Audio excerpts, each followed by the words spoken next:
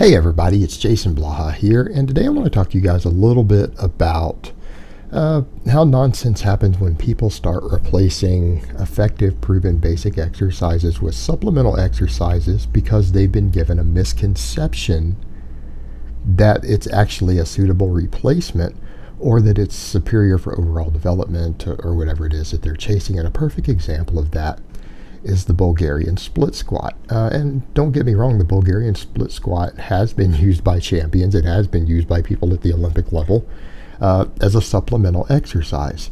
But when you get an exercise like that, what ends up happening, a coach on a tour years and years ago had kind of given the impression when discussing this exercise that it had been used to replace actual real barbell squats in the gym.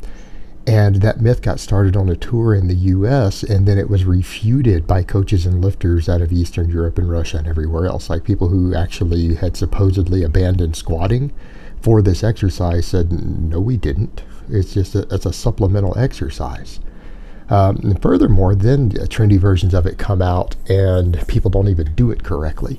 I'm going to tell you right now, if you are doing this exercise on a flat bench with your foot up on a flat bench and you're using dumbbells, that is absolutely not the way any of these champions who used it actually did the exercise. You're doing some silly stuff that is probably not going to be as effective as you think it is. Now, back to the point of why an exercise like this is invented. Well, it's invented for the exact same reason that I had Brittany doing leg presses for a little while. In fact, the only reason in which I would ever recommend a leg press. Do you guys remember what that is? When your training volume and frequency is so high that you can't do axial loading exercises anymore. In other words, when you are squatting and deadlifting and doing so much lower body work that is standing on your feet, that you can no longer recover from it, but you still want to add leg volume because you're not getting enough training volume from, say, squatting and deadlifting and push pressing and whatever it is that you're doing. You still need more leg volume for some sort of leg specialization because maybe your legs are lagging, they need more size, they need more strength.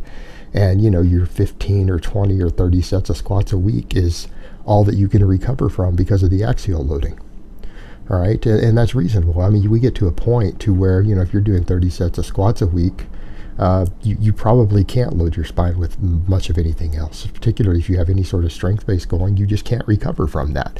And when you need to add additional volume, which is, again, where the Bulgarian split squat came from. Think about the sort of athletes who were doing this. What is the Bulgarian method?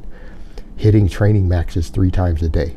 Right? You're lifting weights for 8 hours a day, 6 days a week. You're in the weight room for 48 hours a week on their training system. And these guys are hitting squat maxes 3 times a day, 6 days a week, 18 maxes a week. All right? You can only handle so much of that. And they wanted to get more leg volume for various people coming out of Eastern Europe and Russia who are already on these brutal squat programs, right? And they developed the split squat to be easier to recover from as an accessory exercise. So it's like, no, we can get more leg training in. In fact, if we train unilateral, you're slightly stronger unilateral. A lot of people aren't aware of that. You are stronger.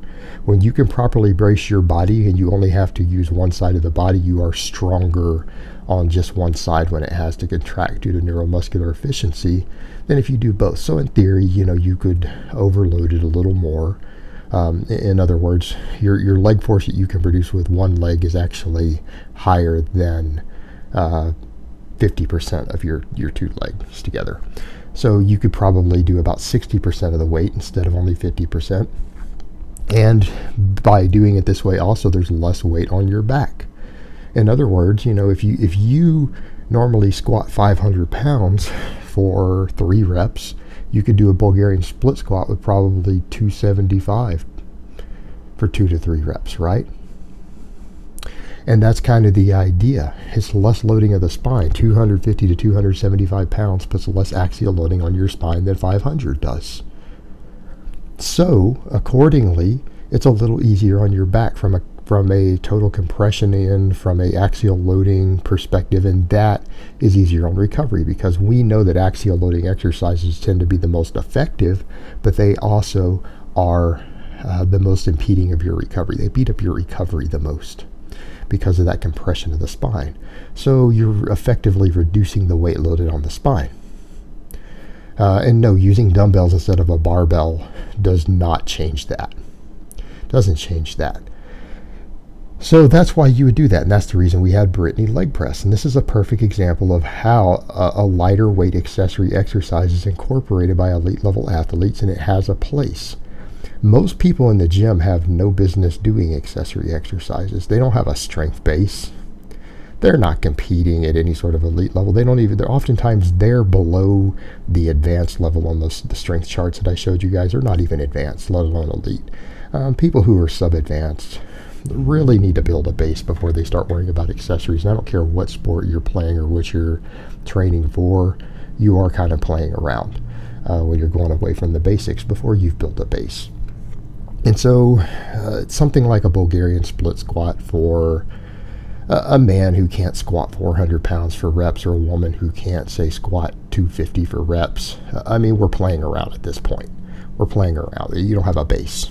You don't have enough of a base built to worry about stuff like this, unless you are needing to do it for a specialization in a weak point because you've neglected something. You've trained too much upper body and not enough lower body, and you want to get it caught up, so you need to do extra volume. That's where a leg press comes in handy. That's where a Bulgarian split squat comes in handy. But you need to understand exercises like this are not a replacement. They're a supplemental exercise. They're a supplemental exercise. They're to be done in addition to. But these are exercises that are easier to recover from. Now, here's where it gets funny, because here in the West, people got this idea that this was being used as a replacement for the back squat, or the front squat for that matter. You've had trainers and coaches who started having people use it as an exercise, but here's the thing. They don't even perform it correctly. They don't understand the purpose of the exercise. And so what you see people do now, because they want to do trendy fluff, they've taken an effective, a really effective strength and conditioning exercise, a supplemental exercise used by champions, created by coaches of champions. It has been turned into a fluffy, wuffy lunge. And that's exactly what's happened in the way people are performing this exercise. They are saying, okay, well, I've got to get my foot up behind me. Let me just use a weight bench, which is not how this exercise was done. They've got their foot way up in the air behind them, right? They've got their foot way up in the air behind them, like a foot or more off the ground. When the guys who did it, they had their foot a few inches off the ground, guys. The ball of their foot was kind of put down on some plates or blocks behind them in the squat rack. All right, you in other words, you put a weight on a barbell, you stand up like you're going to squat it, you step back, and then you put your foot back on some bumper plates or a block behind you so that you can do it. All right, your foot's only a few inches off the ground. And then you squat with a barbell.